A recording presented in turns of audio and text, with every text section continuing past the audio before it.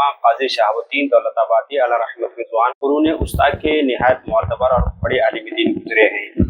آپ خلفائے سید مخدوم اشرف جہانگیر سمنانی رضی اللہ عنہ میں شمار ہوتے ہیں۔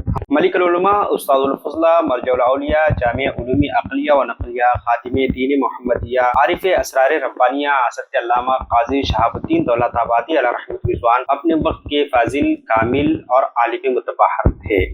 زندگی میں اکناف عالم میں آپ نے شہرت اور مقبولیت حاصل کی۔ آپ نے دین متین کی خدمت کی اور خوب کی۔ فارسی و عربی زبان میں مفید و نافع کتب تصنیف فرمائے۔ اپنی افادیت کے پیش نظر یہ کتب آج بھی عالم عرب و عجم میں مشہور اور معروف ہے۔ صاحب حدائق الحنفیہ تحریر فرماتے ہیں کہ قاضی شہاب الدین دولت آبادی علیہ رحمۃ رضوان کا لقب ملک العلماء تھا۔ فقیہ، مفسر، نحوی، لغوی، ادیب اور بلیغ البیان اور وحید العصر اور فرید الدہر صاحب تصانیف عالیہ تھے۔